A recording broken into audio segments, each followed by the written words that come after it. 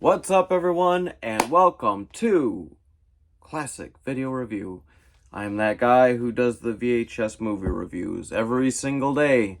Every single day. I've been doing this, every single day since November or something like that.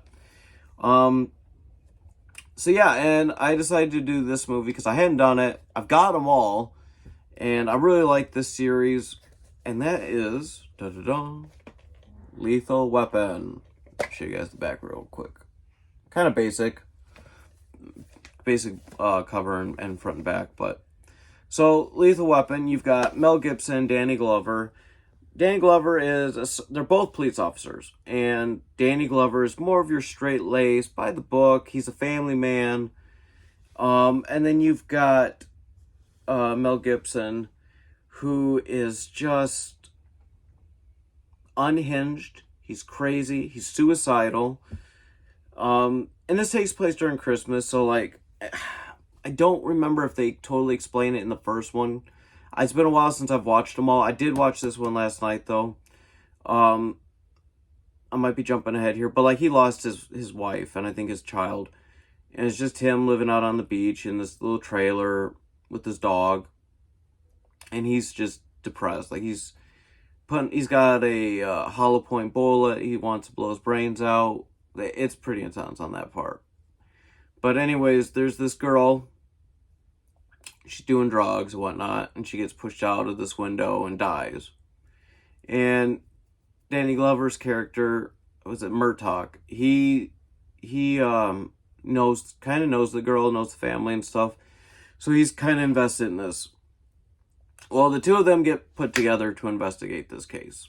Basically, what's going on is there are guys from the war who are now running a heroin thing. Like, they're moving and selling heroin. There's people that are involved that are, like, involved in, like, politics and law enforcement, and it's bad. And Murtaugh keeps wanting to bring people in, and Riggs, justifiably so, ends up shooting and killing them all. Like, at one point, they went to this one house. Riggs handcuffs these girls to a tree. Murtaugh shoots the guy in the leg. And when they're getting him up to, like, put handcuffs on him, the guy pulls a gun and he gets shot in the chest, falls into this pool, gets wrapped up in the cover of the pool and dies. I think he probably would have died, though, before. Or died anyways, because he got shot up in the chest a couple of times. But anyways, there's car explosion. This is a buddy cop film. This is action. Got some comedy in it. It's not bad. I personally love this film. This is one of my favorite buddy cop films. This and Rush Hour. I guess 48 Hours, but I didn't care for the second one. The first one's good. But, like, as far as, like, a series of films, Lethal Weapon's, like, the top.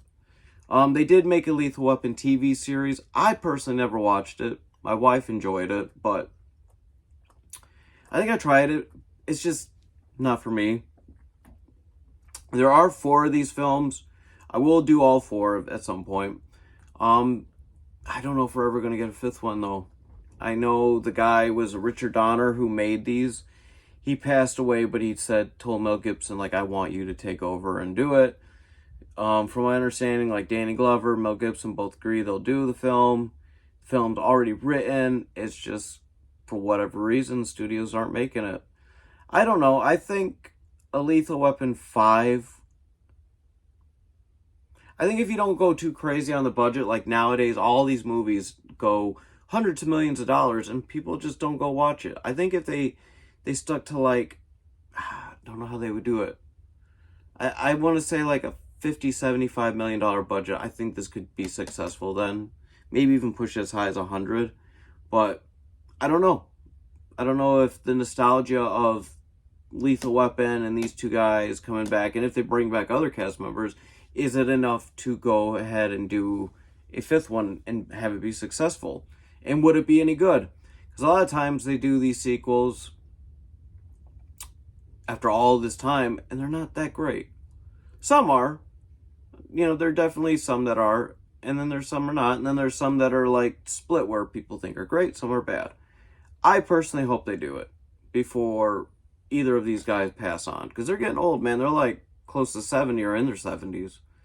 But great film. Main bad guy's Gary Busey. He's a psychopath. Gosh, at one point, towards the end, him and Mel Gibson are just fighting in the rain, and Murtaugh's got all the police kind of barricading around it, and he's like, "If anything happens, I'll take control. Just keep the civilians back." And they have all out brawl because they both were servicemen.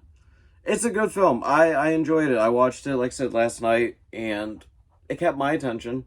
It'd been a while. It'd been a few years since I'd seen this, but yeah, I really enjoy it. I'll definitely be going back through and watching 2, 3, and 4 that I got up there, and yeah. So that's Lethal Weapon. It is a Warner Brothers movie. You can find it, I think, on Max. Star rating though. What do I give Lethal Weapon? 3.8. I thought about a 4 for a minute, but I was like, no. It holds up. For a movie made in the 80s, this holds up still to this day. So I'm going to give it a 3.8. I enjoy it.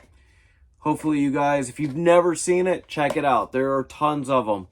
You can have a whole day of just Lethal Weapon. But anyways, thanks for watching, and I'll see you again tomorrow. Goodbye.